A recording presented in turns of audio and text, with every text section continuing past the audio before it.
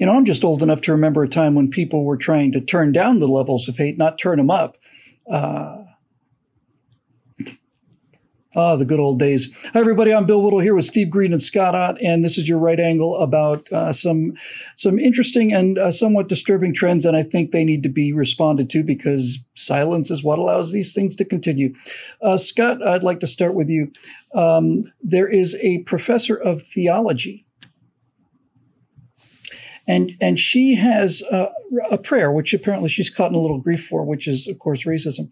But basically, it's a prayer to God, asking her, rather, it's a prayer to God, asking God to help her increase her hatred of white people.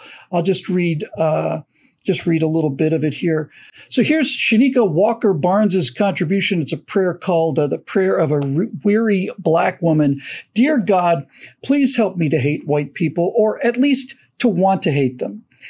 At least I want to stop caring about them individually and collectively. I want to stop caring about their misguided racist souls and stop believing that they can be better, that they can stop being racist. Now, I don't think this would be much of a story, Scott, if this wasn't a theology professor, but I'll just cut to the chase here. I don't think God works that way. Yeah, I won't even ask at what school was she professing her theology. But the idea of prayer of the kind that she suggests, which is kind of personal prayer about, for want of a better term, self-improvement, not meaning that you can improve yourself, but meaning that yourself needs to be improved. Mm-hmm. I always laugh when I go into Christian bookstores and they have a self-improvement section. I'm like, that's not how it works. But anyway, typically you are calling out to the Lord to change me, okay? I am behaving in a way that is no longer in comportment with the person I have become because Jesus has changed me. Jesus has set me free from my sin. Jesus has given me a whole new life. All things have become new. And I want my actual lived out behavioral experience to reflect that internal change that he has executed in me and the presence of the Spirit of God that lives in me because I've come to faith in Christ. So that's like when you're praying, you're not praying, God, change that other person most of the time, at least not if you have any understanding of the Scripture and the real problem with this world, which is me. You're praying, God, change me. Now, but that's what she's doing. She's praying for God to change her into a more hateful person. I'm getting there. I'm sorry. So apparently she thinks that one of her chief flaws is that she's extraordinarily gracious and loving and tolerant and forgiving of other people, all of which would be things that normally I would wish to be and aspire to be, but am not. So, my typical prayer would be, Lord, help me to change my attitude toward that person who I'm angry at, or that person who I hate, although that's pretty strong for me. I'm just not that strong in anything. But, that attitude is the reverse of exactly the reverse of what you would expect. What we have here is not a theology professor. What we have here is a person who needs counseling. We have a person who needs to be surrounded by people who love her and that can help walk her through this process of understanding the true nature of God. Because once you've seen Jesus, as it were, face to face, you could never pray that. That would not even enter your mind. I used to say early on, after I came to faith in Christ, that what surprised me most was that I used to have this nasty, filthy mouth. And I had gotten to the point very quickly where if I stubbed my toe in the dark, I would say, ouch. And that change was from within because it was an involuntary response that grew out of something that normally would have caused me to unleash a string of expletives. So this poor person has not had that transformative experience. She may have gone into scholarship, but she's not gone into Jesus. She's not gone into understanding the nature of the living God and how he transforms. No matter what you might think of his personal flaws, Dr. Martin Luther King was a theology student, and he spent his entire life, which was cut short, trying to reduce the amount of hate out there, not trying to increase it. Steve, I got to tell you, use that story for warm up for this one, and not for the reasons that people are going to think. Here's another teacher from Bernard College, an English instructor, a young black fellow, who wrote this and actually defended it on the radio. He was talking about the fact that nobody can get along with anybody anymore in America, which is an utter mystery why this might be. But here's what he said about it. He said, and this is a quote, "When this race war hits its crescendo, I'll gather all of you," meaning white people, "into a beautifully decorated room under the pretense of unity. I'll give a speech to civility and all the good times we share. I'll smile as we raise our glasses to your good white health while the detonator blinks under the table, knowing the exits are locked and the air vents are filled with gas." I'd like to get your take on that before I really launch myself, because this one made me actually pretty angry. Yeah, that's the only word for that is evil.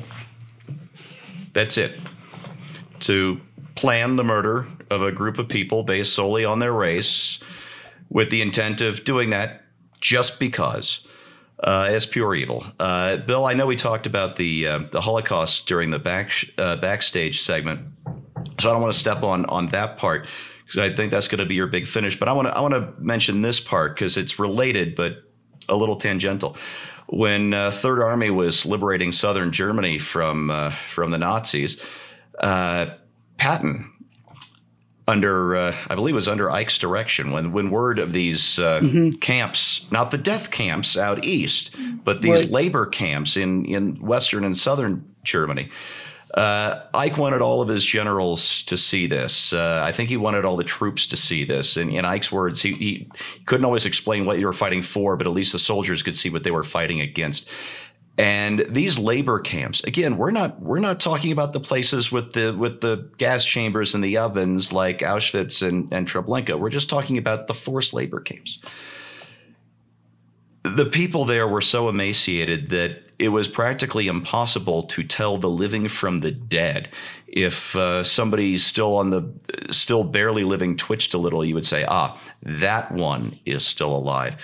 The filth, the stench, the conditions were so horrendous that Patton, old blood and guts, could not stand to go in to one of these dorms, if you want to call it that, where the living were on they're some of them on their last moments of life.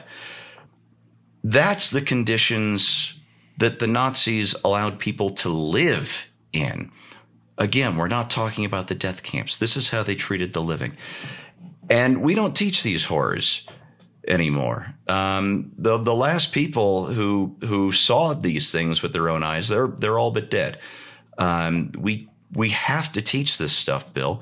I don't know if it would stop somebody like the person you were just talking about, whose name I don't even want to mention, but it would build up the resistance we need as a society against these kinds of thoughts, against these kinds of intentions, because we have seen again and again that the progressive left is essentially totalitarian.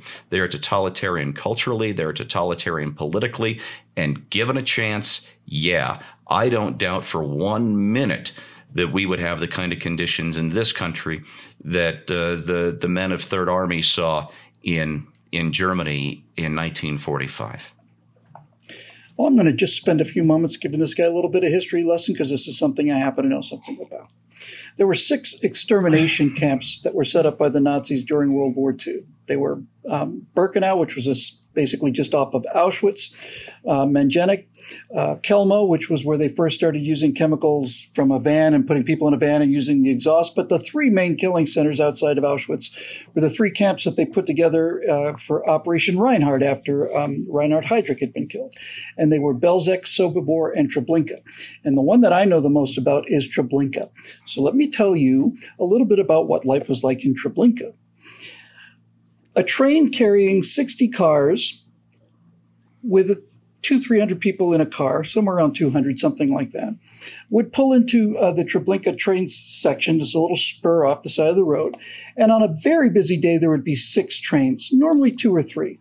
Each one of these trains had 60 cars, and 20 cars at a time would be backed up into the end of the spur. There was nothing beyond that on the track because there's nothing beyond that for the people who were getting out of the train.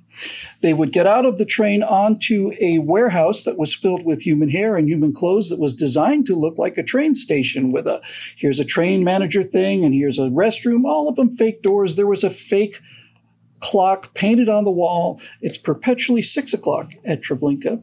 And when the people would get off of the carts, 20 railroad cattle cars at a time, they would go down a ramp. They would be forced into a small enclosure, and all of Treblinka, all of it, the entire killing section of Treblinka was about 400 yards by 700 yards wide. It is smaller than a typical highway interchange. And they killed 850,000 people in this place. Once they got into this initial sorting area, the women and the children were sent off into a barracks. The men had to strip naked on one side. The women had to take off all their clothes, and as they continue on, they are cavity searched, and then their hair is shaven off because the hair is used to make special slippers for the guys in the U-boats.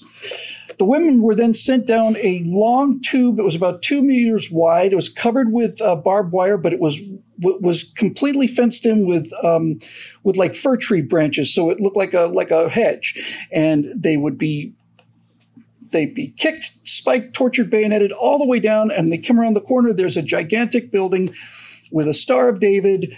2 doors open up. They go inside. They see a hallway, and inside the hallway there are 5 steel doors. One by one, they'd open the steel doors, and they'd put 200-300 people in each one of these chambers. The floors of the chambers slanted outwards a little bit, and the reason that they slanted outwards was because it was easier to hose the blood off of them that way, and they could move people through them faster with a sloping floor. Once every one of these 10 gas chambers had been filled up with people, the doors were completely locked, and they would turn on a diesel generator that they'd taken from a Soviet tank, and they'd pump carbon monoxide gas into these chambers for about 25 minutes or so, longer sometimes depending on the weather and so on. And after that was over, they let 10 minutes go by, and then from the outside, they would open these gigantic garage-type doors, and instead of bodies falling out, the bodies just simply stood there because the people had been packed in so tightly together that they were simply a mass of flesh. They'd urinated on themselves, defecated on themselves, blood coming out of their nose, coming out of their ears, and guys had to go in and sometimes with crowbars had to peel these people out of this room, put them on a little sort of a trolley, and run them over to a ditch, dump them into the ditch. Meanwhile, back at the train station, you've got an entire group of other people who are cleaning up all of the refuse and all of the debris because we got another 20 trains coming through in about half an hour, another 20 cars. Then, after the Soviets beat the Germans in at Stalingrad, and it began to look like the Germans might lose the war, Himmler comes down to Treblinka to visit, and he realizes, my God, there's evidence here of us committing a major crime. So with the 300,000 or 400,000 dead bodies in the ground, Himmler brings in these giant excavators and tells the Jewish slave workers who will work for a few extra days before they're killed that they have to disinter 100, 200, 300,000 bodies, pick them up, and put them into these burning pits, which burn for 24 hours a day. You put the women on the bottom because women have a little more body fat. They burn more easily than the men do. That's what they found. They found that if you put people on a grill, like with railway lines, they would burn much, much better. And the SS used to throw babies into the fire while they were still alive just to see the reaction of the parents. And late at night, especially when it got a little cooler, they were known to take their chairs and sit upwind of these fire pits and warm their hands by this volcano of burning people. And this is what happened in one day at Treblinka. And Treblinka was open for 13 months. So I don't want to hear anybody ever call me a Nazi or anybody else a Nazi again. And I don't want anybody to joke about gas chambers again, not because of this idiot. This idiot didn't hurt my feelings. Doesn't hurt my feelings. This guy say, well, we want to gas all white people. I don't give a damn about what this guy says. But I am not going to I'm going to do my bit anyway to make sure that the language does not degrade to the point so that we equate somebody who wants small government with the same kind of people that used to literally now, without the slightest bit of exaggeration, in order to terrorize the women, they would take babies. This big, strong SS guy would pick them up by the feet and just rip them in half. Now, if you think that having a different opinion from you is the same thing as what these people did, and we all need to go to gas chambers, then I have some history lessons for you to take in. And while I'm on this roll, let me just conclude with this. Schindler's List is an amazing movie about the Holocaust, and it shows to a great deal just how brutal the Nazis, especially the SS, were to the Jews. But Schindler's List, to my astonishment, because I wanted to be Steven Spielberg for 10 years, Schindler's List has the biggest cop-out in the history of cinema. And I'm going to tell you why.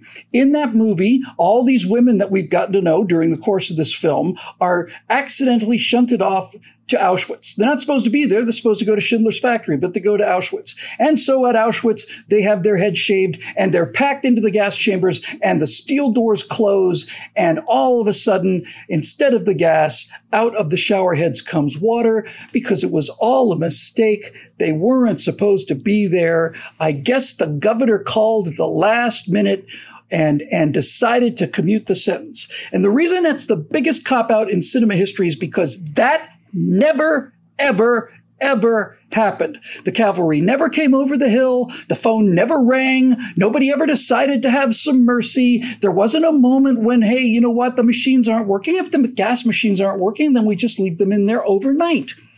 It is insane to me that he